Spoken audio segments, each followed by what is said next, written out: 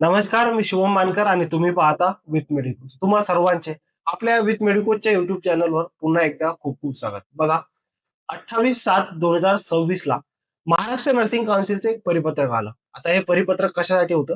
हे सीएनई किंवा सीपीडी पॉईंटच्या रिलेटेड होतं. या पॉईंट मध्ये जे आपल्याला करायचे आहे त्यासाठी आपल्याला अंतिम आणि विशेष म्हणजे सवलत देण्यात आलेली आहे. त्यासाठी एक परिपत्रक पडलं. आता हे परिपत्रक पडल्यानंतर 28 तारखेला परिपत्रक पडलं आणि मी आज व्हिडिओ बनवतो. तर आज या व्हिडिओचं इम्पॉर्टंट काय? तर बघा, हे परिपत्रक पडल्यानंतर मला भरपूर मेसेज आले की सर, सीएनई सीपीडी पॉईंट आम्हाला किती करायचे आहेत? सर, माझं जे रजिस्ट्रेशन आहे 25ला, 26ला किंवा 23ला, 24ला असं झालेलं आहे आणि 27ला म्हणजे 31 मार्च 2027 ला माझं रिन्युअल आहे. तर मी अशा वेळेस किती पॉईंट करायला पाहिजे? त्यानंतर मला काही लोकांचे प्रश्न आले, सर माझं एमएससी झालेलं आहे, माझं एमएससी मी फर्स्ट इयरला आहे, सेकंड इयरला आहे, मी पीबीएससी साठी फर्स्ट इयरला आहे, सेकंड इयरला आहे किंवा पीबीएससी झालेला आहे, अशा वेळेस मी किती पॉईंट करायला पाहिजे? तर बघा, जर तुम्ही आमच्या चॅनलवर आज नवीन असाल तर आमच्या चॅनलला आता सबस्क्राईब करा आणि लाईक करायला विसरू नका आणि अशाच नवीन नवीन अपडेटसाठी आमच्यासोबत बनवून राहा. बघा, आता हे प्रश्न आले. आता हे प्रश्न आल्यानंतर या प्रत्येक प्रश्नाचा आन्सर पर्सनली देणं पॉसिबल नसतंय, म्हणून मी आजचा हा व्हिडिओ बनवतोय.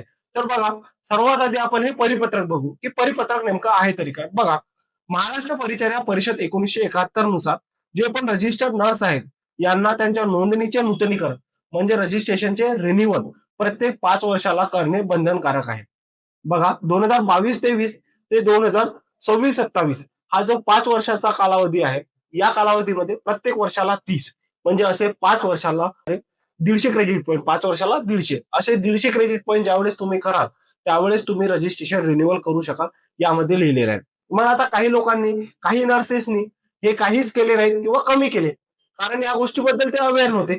बघा, महाराष्ट्र नर्सिंग काउन्सिलने याआधी तुम्हाला सांगितलं होतं की 150 पॉईंट करणं गरजेचं आहे, परंतु काही कारणास्तव तुमचे राहिले असतील किंवा तुम्ही या गोष्टीबद्दल अवेअर नसतं किंवा तुम्ही एकही केले नाही, तर अशा लोकांसाठी आज अंतिम आणि विशेष म्हणजे सवलत देण्यात आली आहे. आता सवलत कशी देण्यात आलेली आहे बघा, जर तुम्ही एका वर्षाला मॅक्झिमम 50 पॉईंट करून 150 पॉईंट करू शकत असाल तर यासाठी तुम्हाला सवलत देण्यात आली.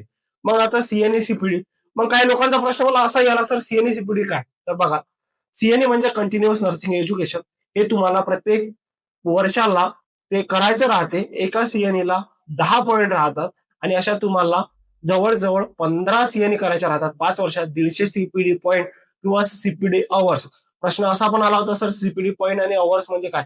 हे वेगवेगळं नसून एकच आहे. बघा, तुम्हाला 150 करणं गरजेचं राहतं, त्यावेळेस तुमचं जे रजिस्ट्रेशन रिन्युअल आहे ते होत असते. असं हे झालं कंटिन्युअस नर्सिंग एज्युकेशन. मग ठीक आहे, मग काही ज्या नर्सेससाठी, हितचिंतकासाठी संघटना आहेत, त्या संघटनेने महाराष्ट्र नर्सिंग काउन्सिलला पत्र दिलं. या पत्रामध्ये त्यांनी सांगितलं की बाबा, तुम्हाला जे सीएनई सीपीडी घ्यायची आहे ते सीपीडी सीएनईचे पॉईंट कमी करा, 150 वरून 75 करा किंवा पूर्णपणे बंद करा.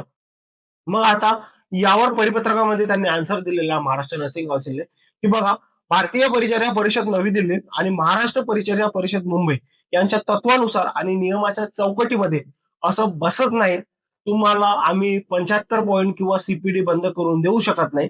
आम्ही तुम्हाला 150 पॉईंटच करणं गरजेचं आहे हे सांगत आहे. या व्यतिरिक्त आम्ही तुम्हाला सवलत दिलेली आहे की जे एका सीएनई साठी 5 पॉईंट लागायचे, एका सीएनई थ्रू 5 पॉईंट व्हायचे, असे आम्ही एका सीएनईचे 10 पॉईंट करून देत आहे. म्हणजे तुम्हाला सीएनई किंवा सीपीडी करायला इझी जाणार असं यांनी सांगितलेलं आहे. आणि यामध्ये स्पष्टपणे नमूद केलेलं आहे की ही जी सवलत आहे ही सवलत फक्त यावर्षीच देत आहे. जसं एका वर्षाला तुम्ही मॅक्झिमम 50 पॉईंट करू शकता, आता हे तुम्हाला यावर्षीच देत आहे. पुढच्या वर्षी अशी कुठलीही सवलत देण्यात येणार नाही. तुम्हाला प्रत्येक वर्षाला 30 पॉईंट, असे 5 वर्षाला 150 क्रेडिट पॉईंट कंप्लीट करून तुमचं 5 वर्षाला रिन्युअल करणं गरजेचं राहील, हे असं स्पष्ट नमूद केलेलं आहे. बघा, आता हा झाला सारांश किंवा या पत्राचा नेमका मजकूर. मग आता आम्हाला समजलं नाही सर, तुम्ही काय सांगताय आम्हाला? सर तुम्ही स्पष्टपणे एक्झाम्पल सोबत सांगा. सर, माझं रजिस्ट्रेशन जवळजवळ 2027ला रिन्युअल आहे माझ्या रजिस्ट्रेशनचं. जवळजवळ 31 मार्च 2027ला माझं रजिस्ट्रेशनचं रिन्युअल आहे आणि माझं रजिस्ट्रेशन हे 2025ला आलं. ठीक आहे, आता मी कन्सिडर करतो 1 एप्रिलच्या जवळजवळ आलं असेल तुमचं. 1 एप्रिल 2025 ते मार्च 2027, 31 मार्च 2027, हे किती झाले? 2 वर्ष झाले. या 2 वर्षाच्या कालावधीमध्ये तुम्हाला मॅक्झिमम 60 पॉईंट करणं गरजेचं राहते. 30 आणि 30 60 पॉईंट. ठीक आहे. मग आता बघा, तुम्हाला रजिस्ट्रेशनसाठी काय सांगितलंय? 150 पॉईंट करणं गरजेचं आहे. मग आता इथून लक्ष ठेवा, मी तारीख सांगतोय. ठीक आहे.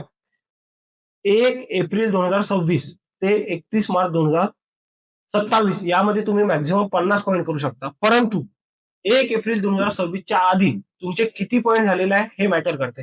जर 150 पॉईंट झालेले असतील तर इथं तुम्हाला करायची गरज नाही.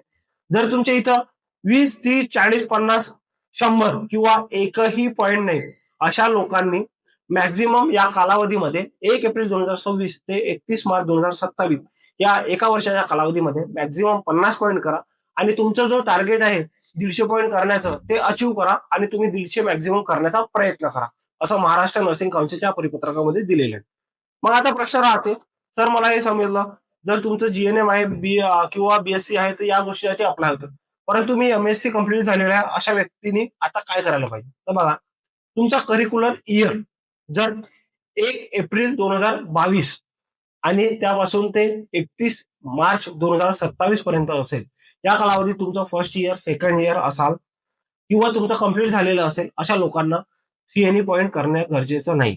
जर तुम्ही 27च्या आधी म्हणजे आता फर्स्ट इयर मध्ये असाल, सेकंड इयर मध्ये असाल, अशा लोकांना करायची गरज नाही किंवा या आधी तुमचं झालेलं असेल अशा लोकांनाही करायची गरज. मग आता राहिला तुमचा प्रश्न पीबीएससी साठी.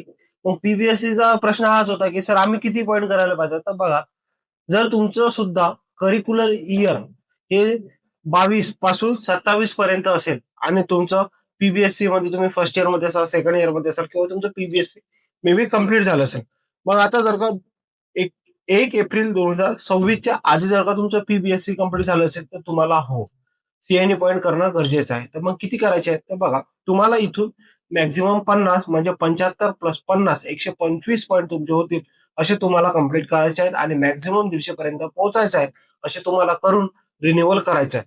जर तुम्ही फर्स्ट इयर सेकंड इयर किंवा पीबीएससी कम्प्लीट तुमची 27 मध्ये किंवा 26 मध्ये झाली असेल, अशा वेळेस तुम्हाला करायची गरज पडणार नाही.